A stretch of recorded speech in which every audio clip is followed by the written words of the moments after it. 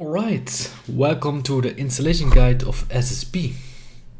We're gonna install SSB on a Linux server using Plesk, and we use a virtual private server or VPS on Vultr.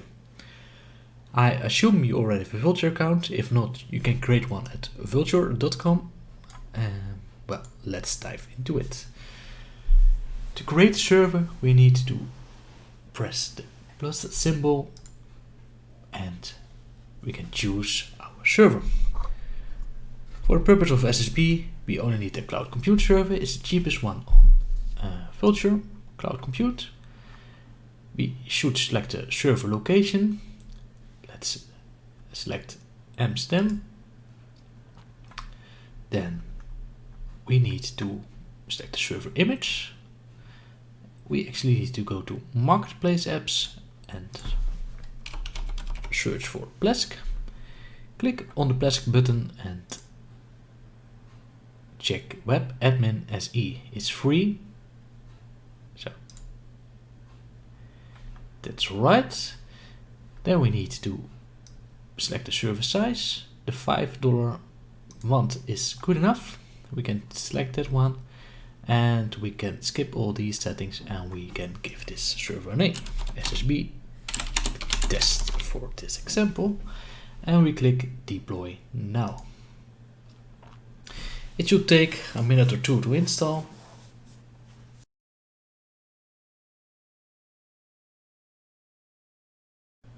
Well, we can see the server is installed, it's running now. We can click SSB test.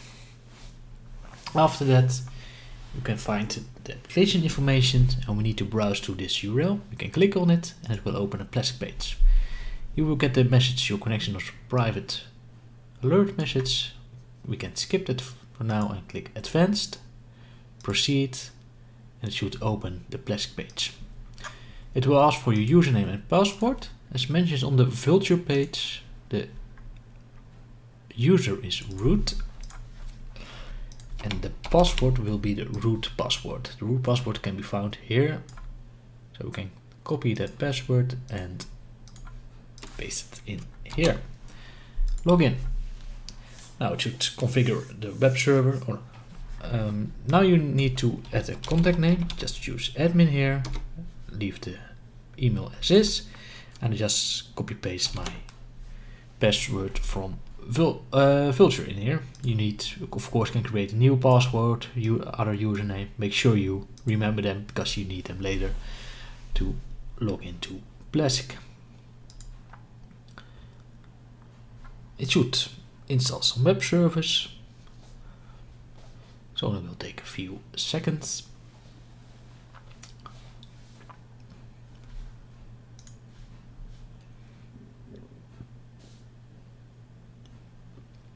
Alright, it's initializing Plesk. We can add a domain. We can actually click detailed progress. It should secure the server.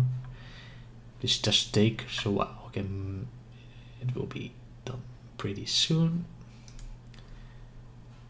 We can click add domain. I assume you don't have a domain name. If so, you can use the registered domain name, but you need to set up DNS and such. I won't cover this in this video. I will just assume you don't have a domain name and you can use temporary domain name from Plesk. It actually will create this nice URL. Well, as you may know, the SSB is web-based, so we need an actual address to connect to SSB. We can click add domain. It should configure PHP and some other settings. And it's done. You can click this one, we can close this one, and it should open our main page of Plesk. This may take a while. Yes, there it is. If you have a domain name, you can add it here. As mentioned before, I'm not gonna explain this in this session.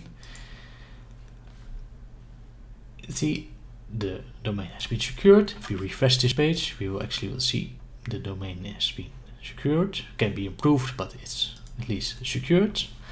And now we need to create a database. We need to create a database because all the alerts are received from TradingView will be placed in database such as same as usernames and such. Database name SSB database DB no we name SSB username user, and we just generate a password. I will actually create a notepad file. This will be the database name, this will be the username, and this will be the password. We need this later in our configuration file of SSB to set up the database. Access control, we want to allow local connections only, and click OK. Well, the database is already installed, easy as that.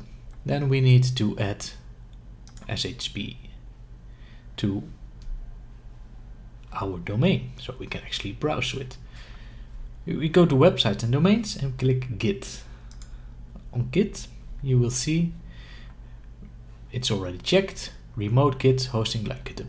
Now we are hosting, SSB is hosted on GitHub, so we actually can just copy paste this URL. It's the URL github.com/lemon/SSB Bybit. You can find all the files, and then we can just copy paste that and select OK. It's already done. Now we have installed all the necessary files but not configured SSB yet. To configure SSB we need to change some files. To do so we check websites and domains. We're going to go to File Manager, click on File Manager, and the default location is HP Docs. You will see here are all the files that are also on the GitHub page, like admin folder, app folder, readme, and such. The only thing that's not on the GitHub page but is here is the index.html. We can delete that one because that's a default page of Plesk. We want to remove it because else we are just open the default page of Plesk. The index.php we need to have, that's the one that's link you to the login page. Well, to edit the configuration file we need to go to the app directory and click config.php. When we open this you can edit it. Well, here the DB host will be localhost. The DB name is your database name. It's this one. We created that first step where we need to create the database. The jar set we can leave at this one. Database user. We can copy paste that this here. And the password to this one. Make sure all the quotes are still there when you copy and paste it. If you leave it here, it will change color. It will mess up the script. It won't work. So this is the one that we need to say, and let's say save. Alright, we have set up the configuration file. Now we can actually create the database, or not. We already created the database, but we need to populate it with the necessary tables. To do so, we can go back to websites and domains, click on that one, and click open in web. You should see the login page of SSB. Well, we haven't created a user yet, so we need to browse to the install.php file. You can actually see here, this is the domain name, the folder admin, that's the folder on the HP docs, that's admin, and we are on the index.php file. Well, to go to the install page, we actually need to go to our main directory, so not in the admin directory, but the main directory, and type in install.php. We can set up the database. We can create a user. It's a user that's used for entering SSB, so not a database user or not a Plesk user. It's a one to enter SSB. I just choose SSB test and test 1, 2, 3, 4, and then add the user. And now I can go to the admin homepage. When I go to the admin homepage, I can log in SSB test 1, 2, 3, 4, and log in. As you can see, we are logged in our SSB. there are no accounts yet, there is any activity, the bot will say it's online, probably will be solved in the next release because actually it should be offline now, but for now let's assume it's offline, and we will cover this in a few seconds how to set up the bot or actually enable the bot to process all the alerts that are received from TradingView. To set up the bot, we need to change some files. We can actually go back to our install.php file and make sure we add question mark and step is sh create. sh creator. These are files that we need, or these are the strings, the text we need to change on the following file. We go back to our files, HP docs, and we see the file autoprocessor.sh. We can click that and we see that this is a script that will fire every 5 seconds. The sleep is 5 seconds, so it will run to the alert processor. The alert processor is the main, actually the core of SSB, where all the magic happens. It will just create the deals, close the deals, and such on Bybit. To do so, we need to replace this selected text, var/www, and so on, with this text from this text bar. So we need to copy that, and actually replace that. You will see it will be var/www via hosts Youthful Wozniak, that's our temporary domain name. This is our IP address, plask.page, hpdocs, that's the folder where we're in, and the alert processor is a file that's in here. You should click save, and this is the alert processor, and now the auto processor has been updated. If we refresh this page, we should see that auto processor is updated. Alright, that's almost done. We need to add one step to actually enable the bot. To do so, we need to go back to the Vultr page and click the terminal. Terminal can be found here, or it's actually called console here. We can click on view console. It will open a new tab, and we just hit enter in this field. Enter. It will ask for our login. Our login will be root, the root of the server, and the password will be our root password. We can copy with this one, and we can go back to our terminal, and well, normally I use putty. It's easier than this one, but this one is included in Vultr, so I want to stick with this one. You actually can open this one, open the clipboard, paste the root password we just copied from here, and hit paste. Now close the clipboard and click anywhere on the console. You won't see any stars or anything here, but if you have pasted it, it will be there. Now only we need to do is to press enter, and we are logged in our server. If you get this message, root at your name, it's your server name, it's your Plask server name actually, you are logged in. Yeah, that's nice. Now we only need to get this command to run screen. Yeah? It's on the install.php, the sh creator. We need to copy this text, go back to our terminal, and press the clipboard again, paste it in here, and say paste it in here. And now close the actually wait, now we can close the clipboard, click here in the terminal and hit enter. This should be all. To check if the server is actually running, we can go back to our admin homepage. It's here. We just remove this one and go to our main directory, and we are back at our smart simple bot. And if you click debug log, you should see jobs. These will be populated every 5 seconds. There will be created a new job. So if you refresh the debug log by pressing it again, you should see 7 jobs. Well, if this number is increasing, you know the bot is running. That's all you need to do to actually set up SSB.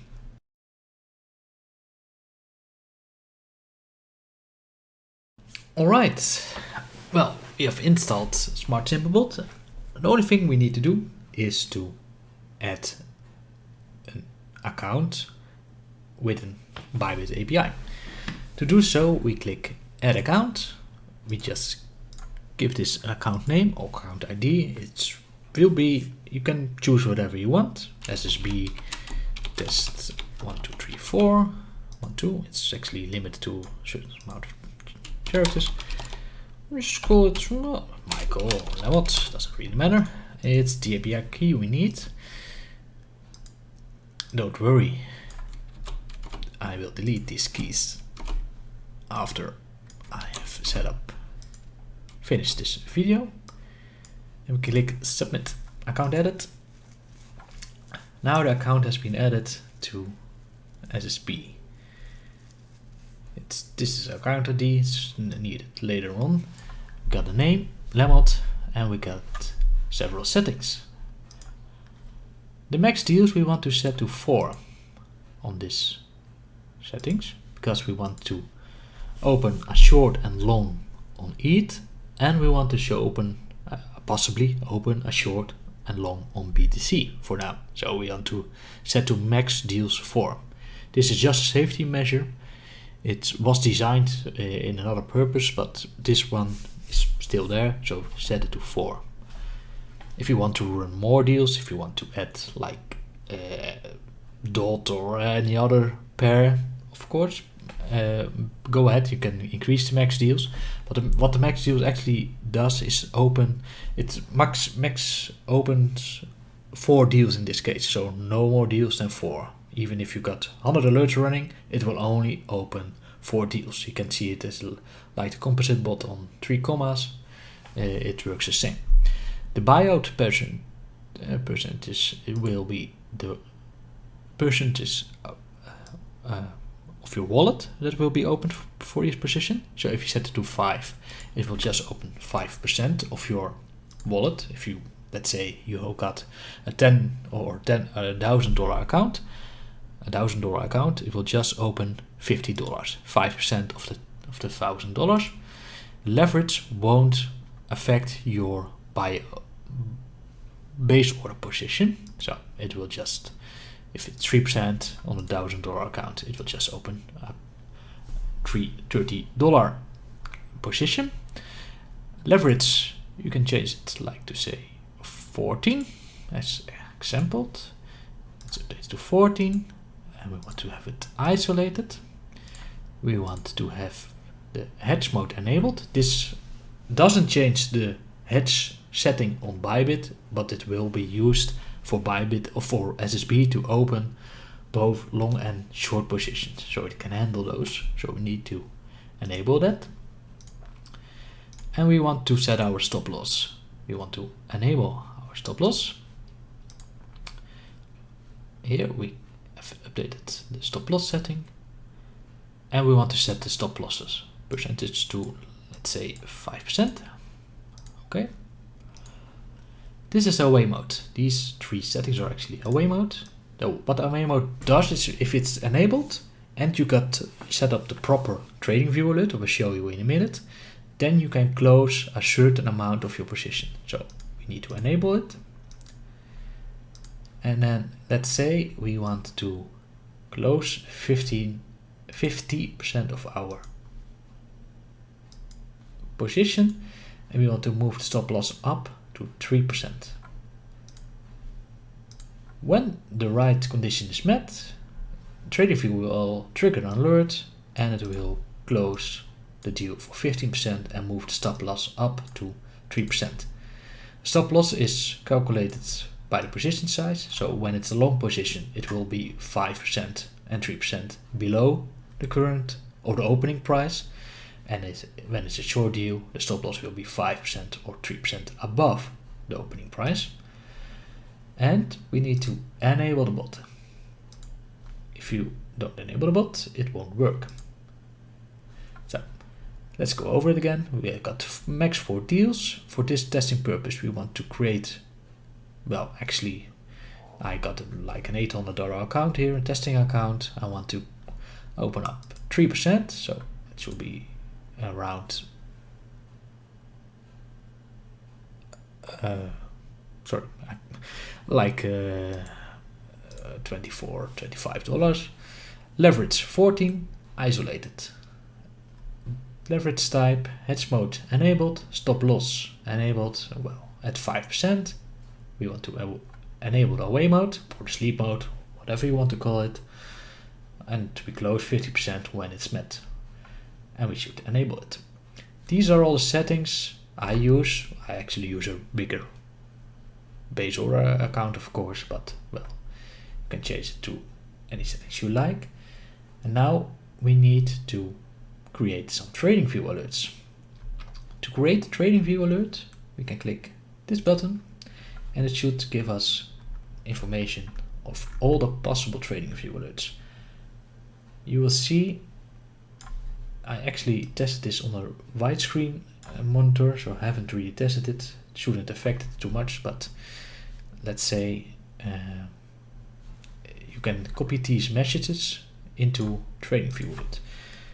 For this testing purpose, I want to open up some XRPs because I only got a few dollars on my account, so I want to make sure there's more opened than the minimum amount, because else I can't show the away mode. We need to copy this long alert. We want to open a long position and we go back to our TradingView and we can create an alert. I won't go over how to set up alpha edge signals or anything else. It's covered in different videos, so I'll just show you how SSB handles these alerts. Well, I want to make sure we open up a deal. So I just say when the BTC is greater than 0, then it should find an alert. It's open-ended and should have a webhook URL. I can give this a name and I will give this message, copy this message from the smart symbol bot here into our message field on TradingView. And we actually need to change this webhook URL to our own URL. To do so, we can go back to our main domain /here and alert handler.php. It should open up a white or a blank page. This URL we need to copy to TradingView. To actually see if this works, we can go back to our Vultr or our Plesk page. And it's here, and go back to our databases. And to make sure we have triggered that correct URL, we can open php-admin there, and we go to raw TradingView input table. Just click, and you'll see here the alert we just created. It's empty, the input is empty. And it's not processed, meaning the two, because when the message is empty, SSB will just skip this alert. But we know for sure the URL is correct. So if we get Control-C, copy paste. Alright, now we got the URL. We need to add an alert. To add an alert, well, I'm not going to show you how to, or I'm not going to explain you how to set up alert, but we want to use an alert that always triggers. As mentioned before, so we just use greater than 0, and we use the alert handler.php from our domain name. We just call it demo, and we want to copy and paste the right TradingView alert text. We have still selected XRP, and we can copy our long message. So we want to open a long position. Click here, long position is opened, and we click create. Because this value is greater than 0, it will always trigger. It will trigger immediately. So when it's opened, you see it active, and it stopped and triggered. Because it was only once, we also want to do this only once. It opened the message. We go back to our smart simple bot. We can click logbook, and we will see there's a deal added for XSP at this timestamp. And when we actually go to Bybit, we will see there's an open position of around $24. Mentioned 3% of my account. Roughly, it's divided by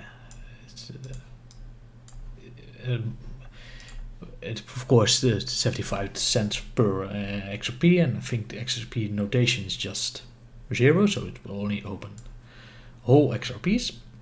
But actually, it opened at 14 times leverage. Our setting on the bot, it's 32, quantity $24. Well, maybe we make some money here. I'm not sure. Just a test. So we opened a long position, and well, that works.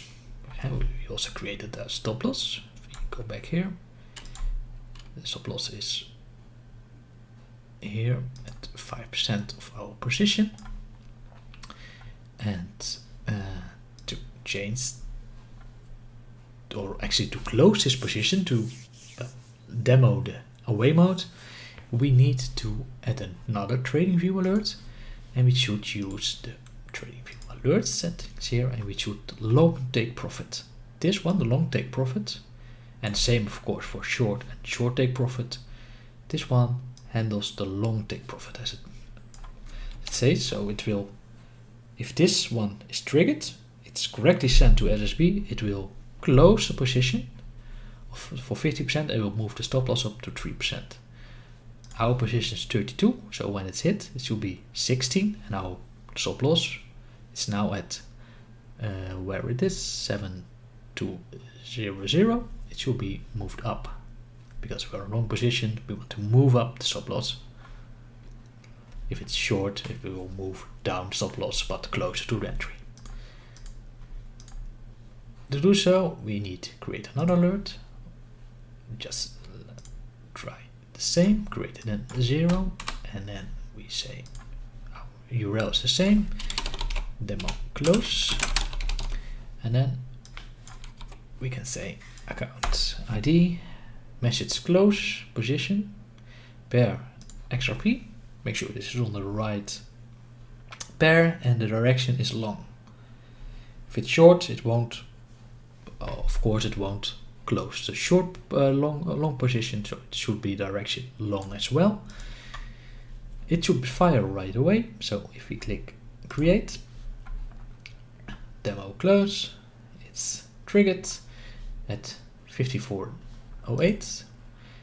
When we go back to our logbook here, you can see it's actually, well, as it runs every 5 seconds, it's just 2 seconds later than it was created on Bybit, and it received this message, close position alert received, long.